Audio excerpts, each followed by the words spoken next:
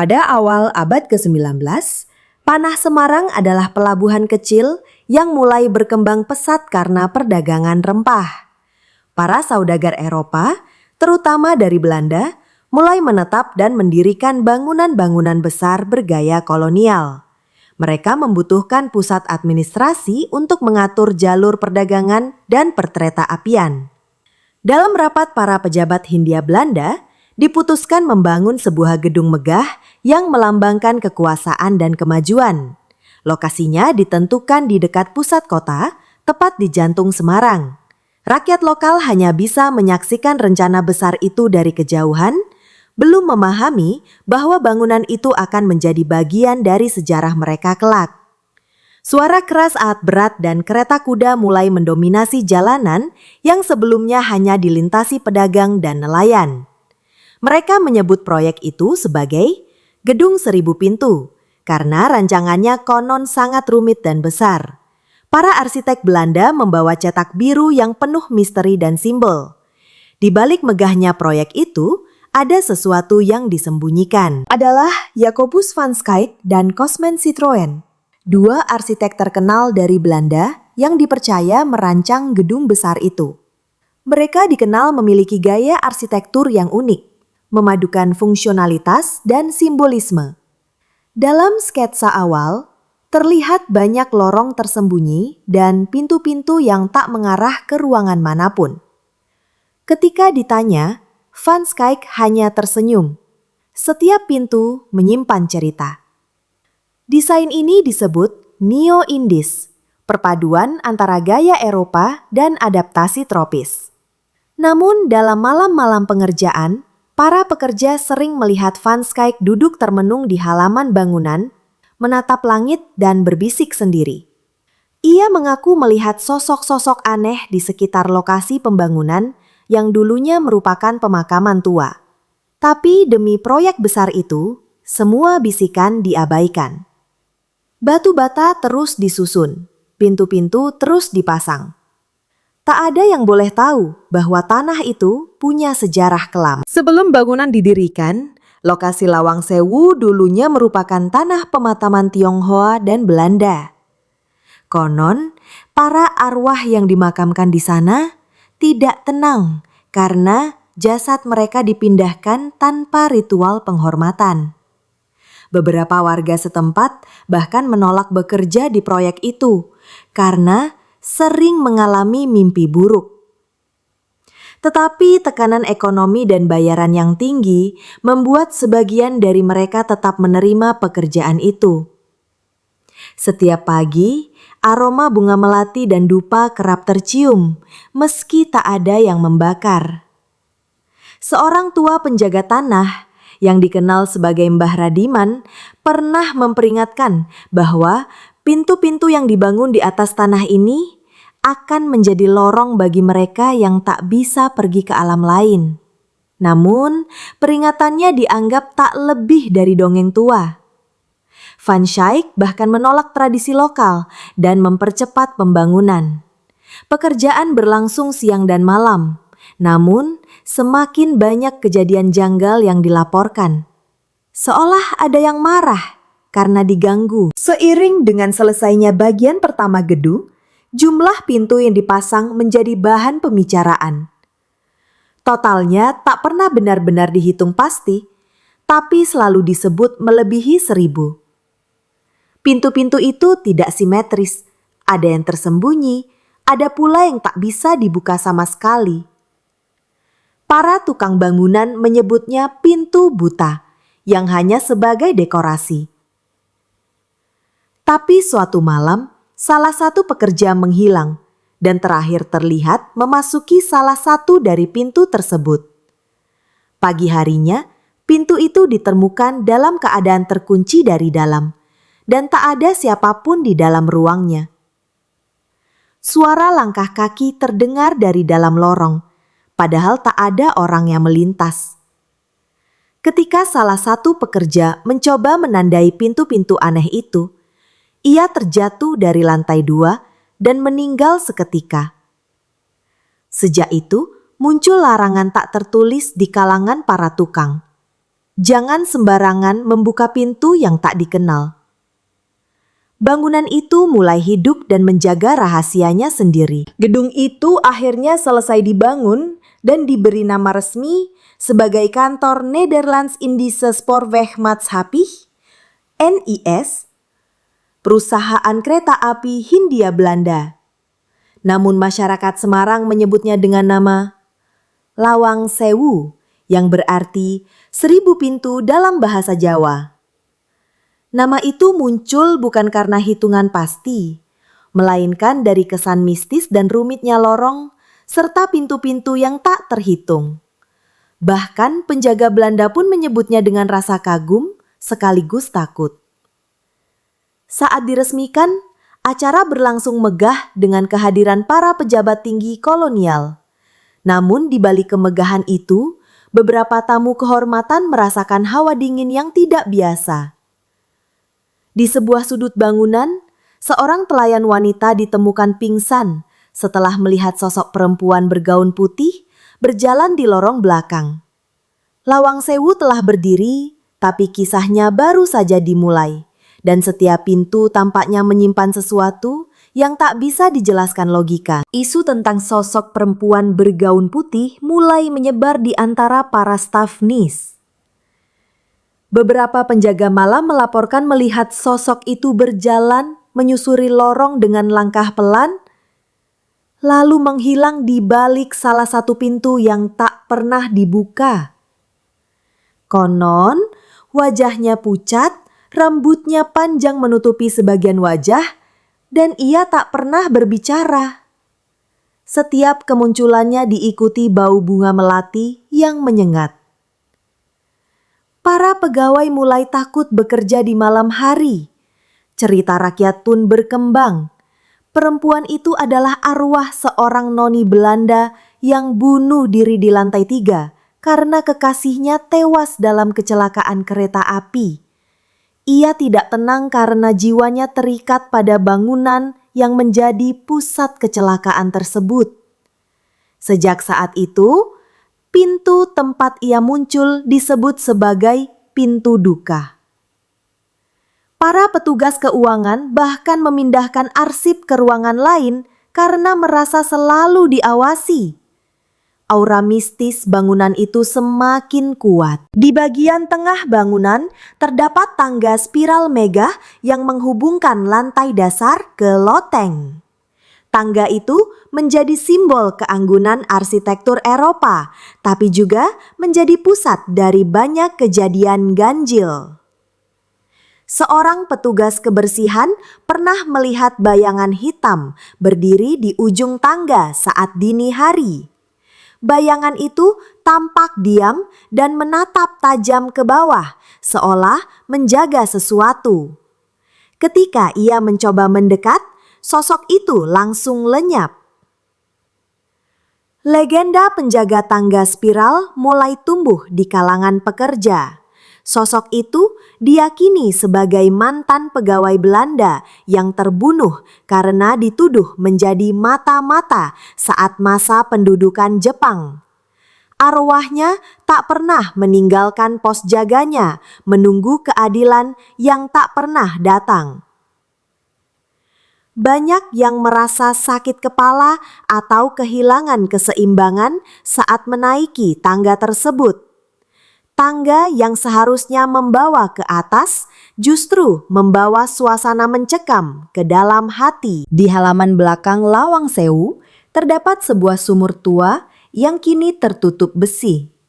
Tidak ada catatan resmi mengenai fungsinya, namun beberapa mantan pegawai tua menyebut sumur itu sebagai pintu neraka. Pada zaman pendudukan Jepang, sumur tersebut digunakan sebagai tempat pembuangan mayat para tahanan yang dibantai.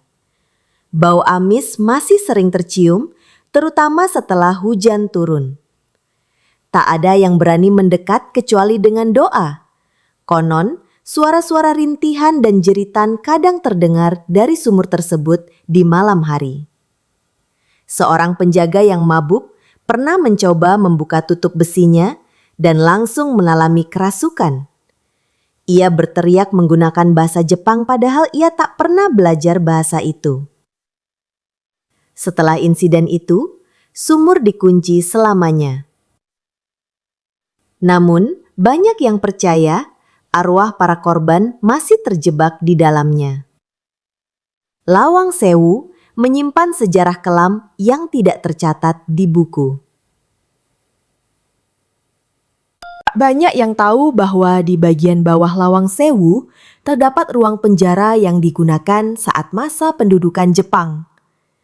Ruangan itu lembab, gelap, dan hanya cukup untuk seseorang duduk meringkuk. Bekas jeruji besi dan rantai masih tersisa di beberapa sudut. Banyak pejuang Indonesia yang ditahan, disiksa, bahkan dibunuh di ruangan tersebut. Energi penderitaan masih terasa pekat saat seseorang memasuki ruang itu. Para pemandu wisata menyebut tempat ini sebagai ruang gema karena setiap bisikan terasa berulang dan menggaung aneh.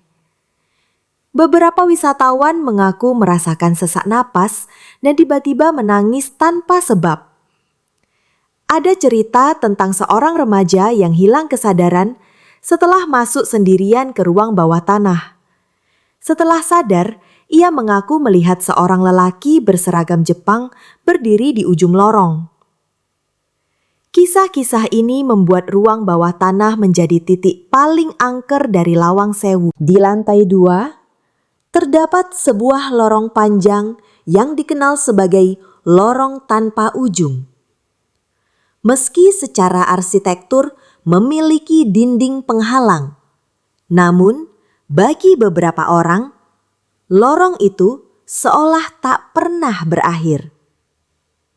Mereka yang berjalan sendirian di lorong tersebut sering merasa seperti berputar-putar di tempat yang sama. Padahal, secara fisik, lorong itu hanya beberapa puluh meter. Fenomena ini sering disebut sebagai distorsi ruang gaib. Seorang mahasiswa arsitektur pernah mencoba memetakan lorong tersebut untuk tugas kuliahnya.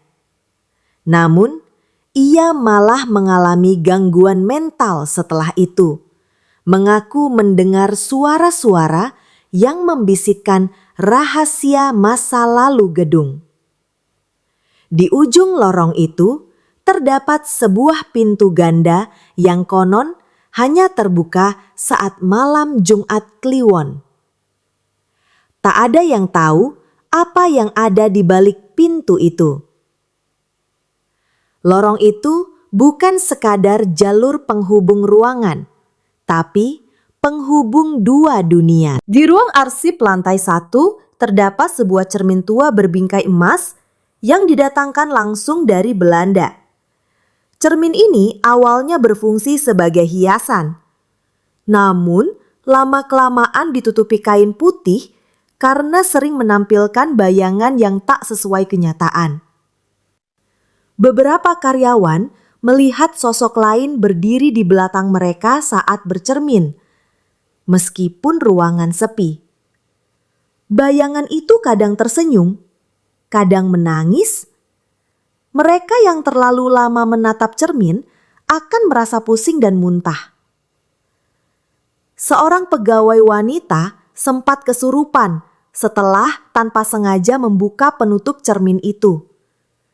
Ia berteriak-teriak dalam bahasa Belanda kuno, menyebut nama seorang wanita bernama Clara.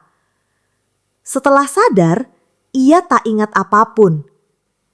Namun, menyimpan trauma yang mendalam.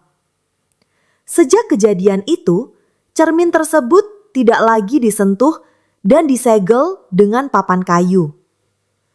Namun beberapa pengunjung mengaku masih mendengar suara tangisan dari balik papan penutup. Cermin itu diduga menyimpan arwah yang terjebak di dalam bayangannya. Di salah satu laci besi di ruang bawah tanah, ditemukan sepucuk surat yang belum sempat dikirim. Surat itu ditulis oleh seorang prajurit Belanda bernama Willem kepada kekasihnya di Batavia. Dalam surat itu, Willem mengungkapkan ketakutannya terhadap pintu-pintu yang bergerak sendiri dan suara-suara tentara Jepang yang masih patroli meski perang telah usai. Ia menulis, "Jika aku tak kembali, cari aku di lorong tempat suara langkah tak pernah berhenti." Surat itu bertanggal 1945. Sejarawan yang meneliti surat tersebut percaya bahwa Willem tewas di dalam Lawang Sewu. Namun jenazahnya tak pernah ditemukan. Nama Willem tidak tercatat dalam daftar tentara yang dievakuasi setelah Jepang menyerah. Hal itu menimbulkan spekulasi bahwa ia mungkin dikubur hidup-hidup atau disembunyikan karena mengetahui rahasia penting. Energi dari surat itu terasa nyata, seolah ia ingin ceritanya diteruskan. Kini surat itu disimpan di museum dalam kaca tertutup. Tetapi aroma tinta tuanya masih menguar. Meski Lawang Sewu tak pernah menjadi sekolah, beberapa pengunjung mengaku mendengar suara tawa anak-anak di lantai 2 pada malam hari. Tawa itu ringan dan ceria, namun justru menciptakan suasana seram. Tak ada catatan bahwa bangunan itu pernah digunakan untuk kegiatan anak-anak. Namun legenda lokal menyebutkan adanya keluarga pegawai NIS yang pernah tinggal sementara di salah satu sayap gedung. Anak-anak mereka hilang tanpa jejak selama pendudukan Jepang. Seorang petugas kebersihan malam hari pernah melihat bola kecil menggelinding keluar dari salah satu ruangan kosong. Ketika didekati, bola itu menghilang begitu saja. Tak lama kemudian, terdengar suara langkah kecil yang lari menjauh. Kejadian-kejadian ini membuat banyak orang percaya bahwa jiwa anak-anak tersebut masih terjebak di dalam gedung. Beberapa paranormal menyarankan agar dibangun altar kecil untuk mengirim doa. Namun pihak pengelola menolaknya demi menjaga citra bangunan bersejarah. Menara jam yang menjulang tinggi di tengah bangunan utama kerap memancarkan cahaya redup di malam hari. Padahal listrik sudah diputuskan sejak lama. Beberapa orang bersaksi melihat siluet seseorang berdiri di balik kaca menara saat dini hari. Saat diperiksa keesokan paginya, tak ada jejak kaki maupun tanda aktivitas. Konon, menara itu dulu digunakan sebagai tempat pengintaian pada masa perang. Banyak tentara gugur di sana karena ledakan granat. Salah satu pengunjung yang berhasil naik ke menara secara ilegal sempat merekam suara lonceng berbunyi sendiri pukul 2 dini hari. Padahal mekanisme jam sudah rusak sejak tahun 1950-an. Dalam video tersebut, terlihat kilatan cahaya melintas di belakang jendela. Beberapa ahli menyebutnya sebagai fenomena elektromagnetik. Namun, warga menyebutnya sebagai sinyal jiwa yang belum tenang. Menara itu kini dikunci rapat. Hanya dibuka pada momen-momen khusus oleh juru kunci. Kisah paling menyayat datang dari ruang penyiksaan yang dulunya digunakan oleh tentara Jepang. Ruang ini terletak di balik lorong sempit dan gelap. Hanya bisa dimasuki satu orang dalam satu waktu.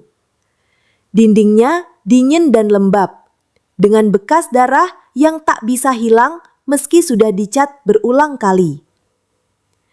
Di tempat inilah banyak tahanan pejuang Indonesia diikat, disiksa, bahkan dipenggal secara diam-diam. Jeritan mereka konon masih terdengar saat tengah malam. Salah satu pemandu wisata pernah kehilangan arah setelah mengantar pengunjung ke ruang ini. Ia mengaku berputar-putar dalam lorong yang sama selama 2 jam, padahal ruangan itu kecil. Setelah ditemukan, wajahnya pucat dan ia menolak kembali ke tempat itu. Para spiritualis percaya bahwa arwah para pejuang masih bergentayangan karena tidak dihormati sebagaimana mestinya. Mereka menunggu dikenang, bukan dilupakan. Lawang Sewu adalah monumen kemerdekaan yang berkesan. Saat proses renovasi tahun 1990-an, para pekerja menemukan sebuah lorong sempit tersembunyi di balik dinding ruang bawah tanah. Lorong itu tidak tercantum dalam dena bangunan manapun dan tertutup rapat dengan susunan batu bata tua. Setelah dibuka, lorong itu menembus ke area di bawah taman tengah bangunan, berliku dan lembab. Di dalamnya terdapat beberapa tulang manusia dan benda-benda milik pribadi yang telah membusuk. Penemuan ini langsung ditutup dari publik. Namun sejak pembukaan lorong itu, gangguan supranatural di gedung meningkat drastis. Suara langkah kaki, pintu terbuka sendiri, dan aroma darah mulai tercium di ruangan-ruangan yang sebelumnya tenang. Seorang penjaga malam mengalami mimpi yang sama selama 7 malam berturut-turut. Ia berjalan dalam lorong itu diikuti suara rintihan. Para ahli spiritual yakin lorong tersebut dulunya adalah jalur pelarian dan tempat eksekusi rahasia. Membukanya berarti membangunkan luka lama yang belum terobati. Di salah satu dinding koridor utama tergantung lukisan tua bergaya klasik yang menggambarkan seorang pria berpakaian kolonial. Lukisan itu dikenal sebagai Tuan Frederick, salah satu direktur NIS pertama di Semarang. Namun, beberapa saksi mengaku wajah dalam lukisan itu kadang berubah, tersenyum licik, atau menatap tajam dengan mata merah. Perubahan itu hanya berlangsung sesaat, seperti ilusi, tapi terasa sangat nyata. Kamera pun tak bisa menangkap perubahan tersebut. Konon, Tuan Frederick adalah pemimpin kejam yang membungkam banyak pegawainya demi menjaga rahasia perusahaan. Ada desas-desus, ia memiliki hubungan dengan kelompok spiritual gelap yang menggunakan bangunan sebagai media ritual. Saat wafat, jasadnya tak ditemukan dan hanya kotak kosong dikuburkan. Banyak yang percaya rohnya menyatu dalam lukisan tersebut. Para penjaga menyebut lukisan itu mata pengawas, karena selalu terasa sedang memperhatikan siapapun yang lewat. Di ruang rapat utama, terdapat kursi tua berukir halus yang selalu dibiarkan kosong. Konon, kursi itu dulunya diduduki oleh kepala administrasi terakhir sebelum Jepang menyerbu. Saat tentara datang, ia tetap duduk di sana dan menolak melarikan diri. Akhirnya dieksekusi di tempat.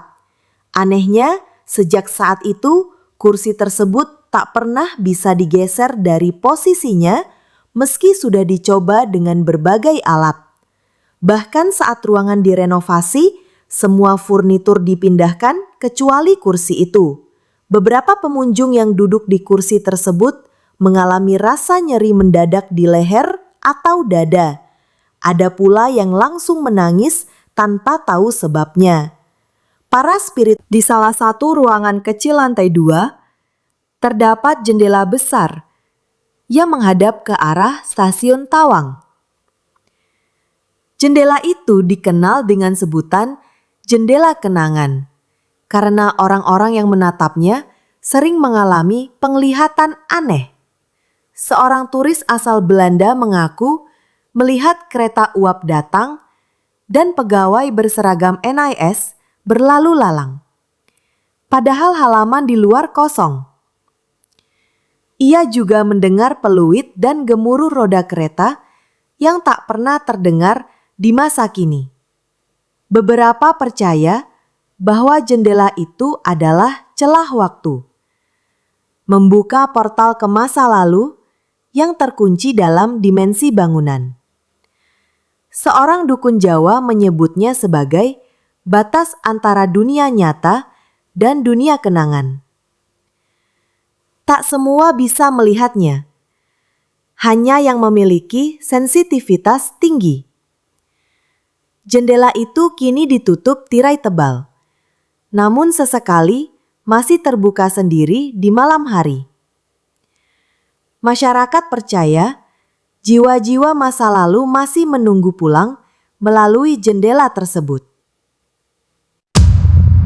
Tangga Timur Lawang Sewu memiliki reputasi angker yang melebihi area lain. Tangga itu sempit, berbatu, dan diterangi cahaya temaram dari jendela kecil di atas. Di tangga itulah sering terlihat sosok lelaki tinggi berjubah gelap yang berdiri membelakangi siapapun yang lewat. Ia tak pernah bicara, tak bergerak, dan tak menghilang. Jika didekati, sosok itu perlahan memudar seperti kabut, menyisakan hawa dingin menusuk tulang. Salah satu mahasiswa jurusan sejarah pernah nekat memotret sosok tersebut. Namun hasil fotonya kosong dan memorinya rusak. Setelah itu, ia jatuh sakit selama 1 bulan dan mengalami mimpi buruk berulang tentang diseret ke bawah tangga. Banyak yang percaya sosok itu adalah penjaga spiritual gedung, pelindung dimensi tersembunyi yang ada di balik lorong-lorong tua. Ia tak menyerang, tapi memperingatkan. Siapapun yang merasa ditatap olehnya akan membawa pulang sesuatu yang tak kasat mata. Lantai 3 Lawang Sewu merupakan bagian yang paling jarang dikunjungi dan dibiarkan kosong selama puluhan tahun. Atap tinggi dan sinar matahari yang minim menciptakan suasana yang suram dan lembab. Konon, di sanalah banyak eksekusi senyap dilakukan oleh tentara Jepang dan bekas darah masih tertinggal samar di lantai kayu. Tidak ada catatan resmi mengenai fungsi lantai ini. Namun, banyak yang yakin itu adalah tempat penyiksaan rahasia. Beberapa ruangan bahkan tidak memiliki jendela maupun ventilasi. Seorang petugas dokumentasi pernah menginap semalam di lantai ini untuk membuat film dokumenter. Namun sebelum tengah malam, ia ditemukan tak sadarkan diri dan berteriak dalam tidur, menyebut nama-nama orang yang tak dikenal. Setelah sadar, ia enggan kembali ke sana dan memutuskan menghapus seluruh rekamannya. Lantai 3 kini dianggap sebagai tempat yang tak boleh dilanggar. Mereka yang nekat memasukinya harus siap menghadapi kisah yang tak ingin diceritakan. Ruang tengah Lawang Sewu adalah tempat berkumpulnya banyak lorong dari berbagai sisi bangunan. Di ruangan inilah kerap terlihat sosok bayangan hitam yang bergerak cepat, kadang menyelinap masuk ke dalam dinding. Beberapa petugas menyebutnya sebagai penjaga tengah. Sosok tak berbentuk jelas yang muncul tiba-tiba dan menciptakan hawa sesak. Ia sering terlihat saat senja, menjelang maghrib, di antara cahaya matahari terakhir. Kemunculannya selalu diiringi suhu ruangan yang turun drastis. Tak satu pun pengunjung yang bisa mengikuti kemana sosok itu pergi, karena setiap percobaan selalu berakhir di lorong buntu.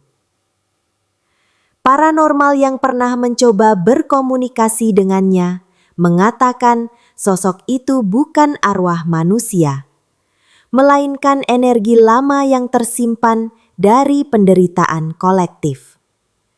Ia bukan makhluk jahat, namun refleksi dari trauma. Sosok ini muncul bukan untuk menakut-nakuti, tetapi untuk menunjukkan bahwa tempat ini belum sembuh. Bayangan itu adalah luka yang membeku dalam arsitektur. Di bawah Lawang Sewu terdapat legenda tentang terowongan panjang yang menghubungkan gedung ini ke stasiun Tawang dan pelabuhan Semarang. Terowongan itu konon dibangun sebagai jalur pelarian rahasia bagi pejabat tinggi kolonial. Namun, dalam cerita rakyat, terowongan itu berubah menjadi lorong kematian saat masa pendudukan Jepang. Digunakan untuk memindahkan tahanan dan mayat.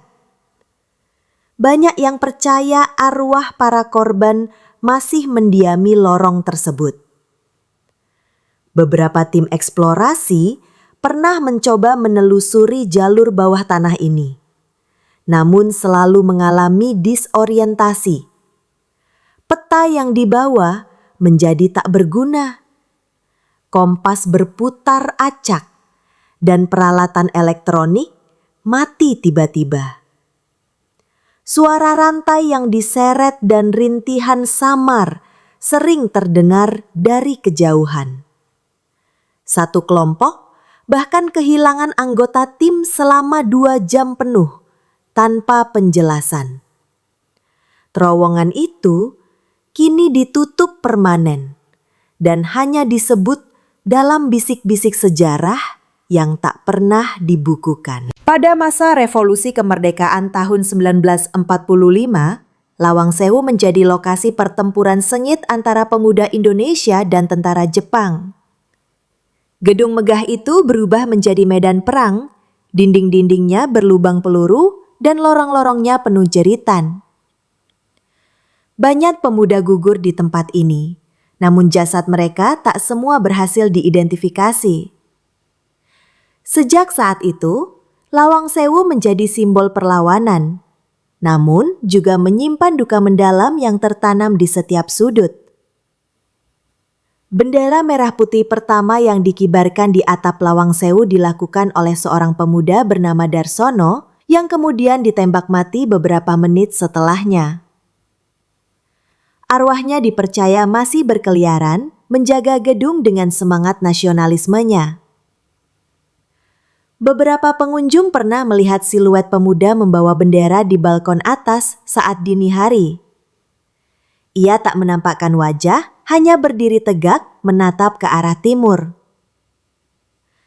Lawang Sewu tak hanya rumah arwah, tapi juga rumah para pahlawan. Di balik semua kisah horor dan tragedi, ada pula sosok-sosok tak kasat mata yang dipercaya menjadi penjaga Lawang Sewu.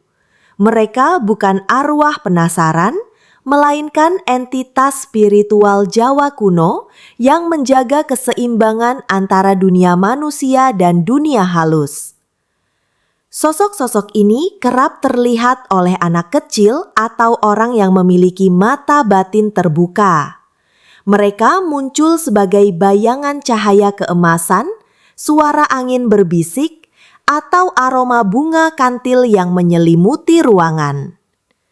Para juru kunci menyebut mereka sebagai leluhur penjaga tanah. Mereka memastikan bahwa arwah-arwah tersesat tidak keluar dari batasnya, dan manusia tak melanggar keseimbangan gaib. Mereka yang datang dengan niat buruk atau melecehkan tempat ini akan mendapat peringatan halus atau gangguan nyata. Kehadiran para penjaga ini menjadikan Lawang Sewu bukan sekadar bangunan, tapi tempat sakral yang hidup. Tempat di mana dunia lama dan baru bertemu di bawah 1000 pintu. Setiap malam, terdengar suara langkah kaki menyusuri lorong-lorong kosong Lawang Sewu. Langkah itu berat, berirama pelan, namun tak pernah mencapai ujung. Suara itu tetap terdengar bahkan ketika tak ada satupun orang di dalam gedung. Para penjaga sudah terbiasa, tapi tetap enggan menoleh ke belakang saat suara itu mendekat. Mereka tahu, bila ditoleh, sosoknya akan terlihat, dan penglihatan itu tidak bisa dilupakan. Salah satu saksi mata adalah pemandu wisata baru yang tak sengaja melanggar larangan menyalakan musik di lorong timur. Ketika lagu diputar, suara langkah itu mengikuti irama, lalu berhenti tiba-tiba. Saat ia menoleh, dilihatnya bayangan sepatu betua dan darah menetes ke lantai. Tapi tubuhnya tak terlihat. Ia jatuh pingsan dan berhenti bekerja keesokan harinya. Langkah itu bukan sekadar gema masa lalu, tapi tanda bahwa kenangan buruk masih berjalan di sana. Di ruang dokumentasi bagian barat, terdapat kisah tentang seorang wanita tak dikenal yang sering terlihat berdiri menghadap dinding. Rambutnya panjang menjuntai, gaunnya lusuh. Namun yang paling mengerikan, ia tidak memiliki wajah. Wajahnya rata, putih dan kosong, seperti topeng tanpa mata. Banyak pengunjung yang mendadak merasa panik atau sesak nafas saat mendekati ruangan ini. Ada yang menangis histeris meski tak tahu kenapa. Konon, wanita itu adalah korban kekerasan dari masa perang yang identitasnya tidak pernah terungkap. Ia tidak dicatat dalam sejarah, tidak dikenal keluarganya, dan akhirnya hilang begitu saja.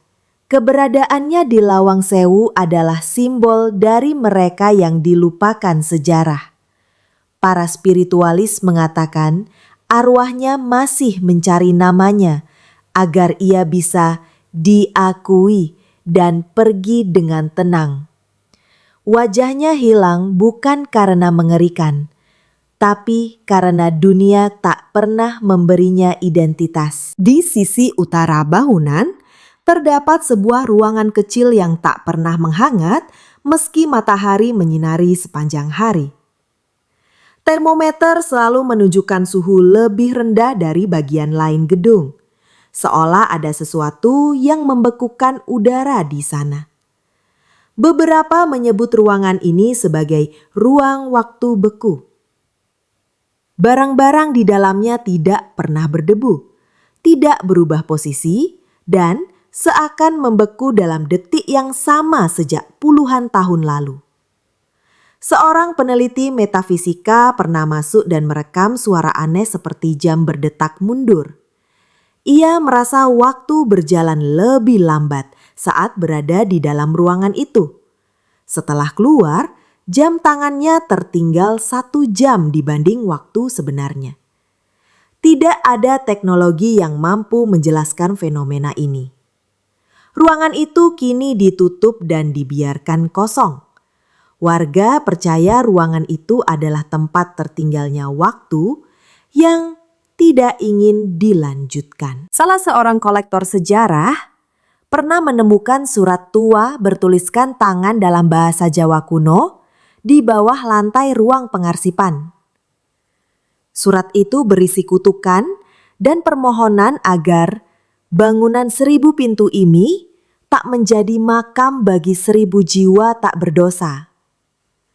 Saat kolektor itu mencoba membakarnya demi ritual pemurnian, surat tersebut tidak terbakar sama sekali.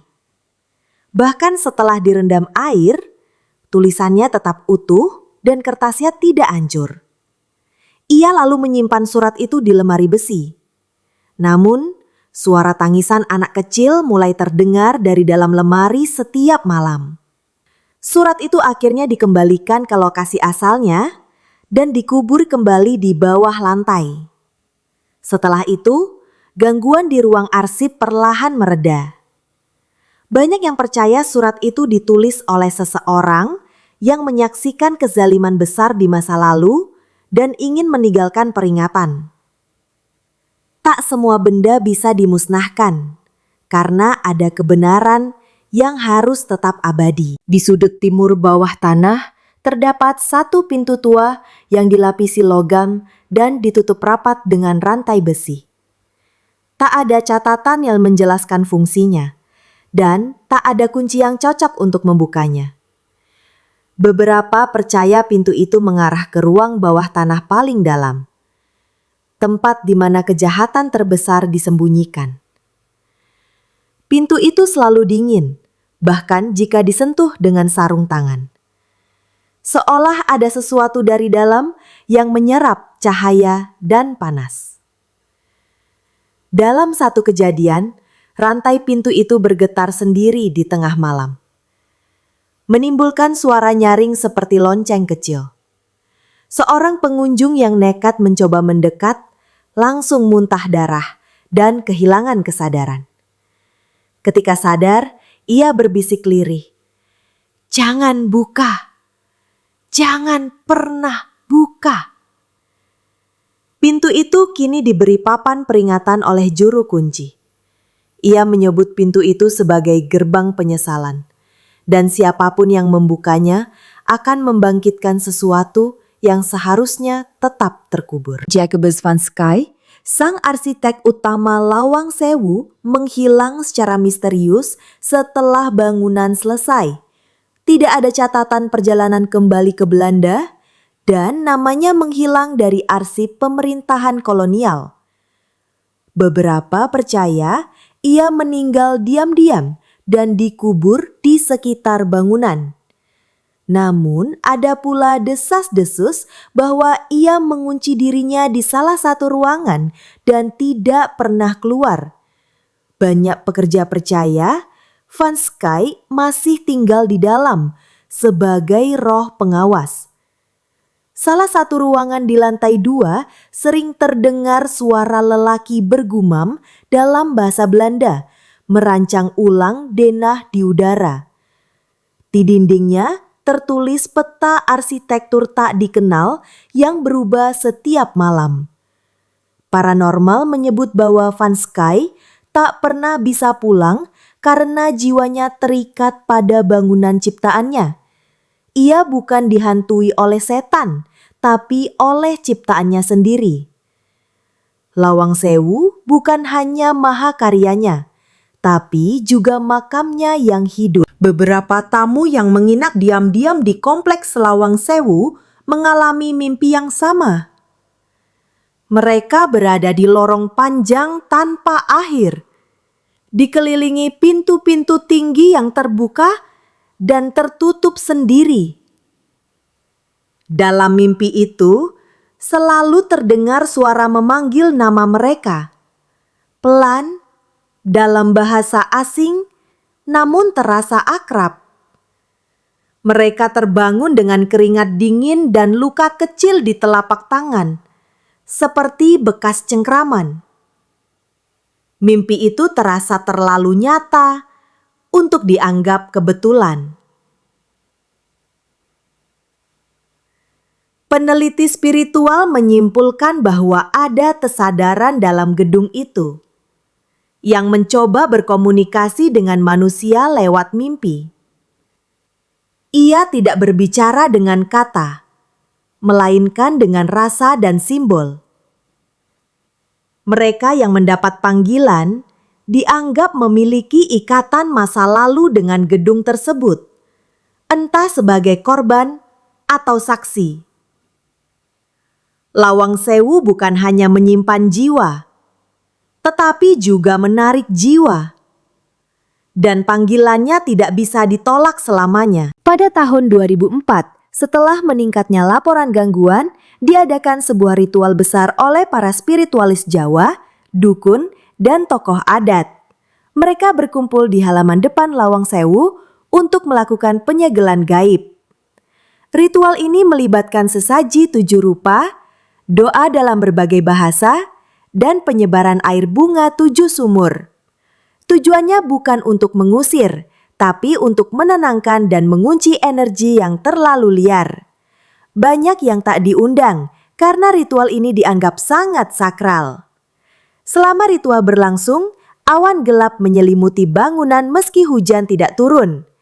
Para peserta mendengar suara tangis dan nyanyian kuno mengalun dari balik jendela-jendela tua. Salah satu dukun jatuh pingsan dan mengaku melihat ribuan tangan menjulur dari dalam pintu-pintu memohon dilepaskan. Setelah penyegelan, Suasana menjadi lebih tenang, namun para penjaga tahu tidak semua bisa dikunci. Ada yang hanya tertidur sementara menunggu waktu kembali bangkit. Tahun demi tahun berlalu dan Lawang Sewu dibuka kembali untuk umum sebagai situs sejarah dan wisata budaya. Banyak renovasi dilakukan, pencahayaan dipasang dan cat diperbarui. Namun mereka yang peka masih bisa merasakan aura dingin di lorong tertentu atau mendengar bisikan lirih dari balik pintu kayu tua. Pengunjung mulai berdatangan. Beberapa tertarik sejarah, sebagian lainnya tertantang oleh misteri. Lawang Sewu kini menjadi legenda yang hidup. Pihak pengelola menyadari bahwa tempat ini bukan hanya aset budaya, tapi juga ruang spiritual. Mereka menempatkan bunga dan dupa di beberapa titik tertentu, menghormati yang tak terlihat. Lawang Sewu bukanlah tempat yang bisa dibersihkan hanya dengan sapu dan kuas cat. Ia harus dihormati sebagaimana adanya. Tempat di mana masa lalu dan masa kini hidup berdampingan. Dan setiap langkah di sana adalah percakapan dengan sejarah yang belum selesai. Dari ribuan pintu yang ada di Lawang Sewu, ada satu pintu kecil yang belum pernah terbuka. Letaknya tersembunyi di balik dinding ruangan buntu, terbuat dari kayu gelap dengan ukiran sangat halus. Ukiran itu membentuk pola seperti pusaran air dengan tulisan Jawa kuno di tengahnya. Nelmu iku kalakone kantilaku, yang berarti ilmu sejati hanya bisa dicapai dengan tindakan.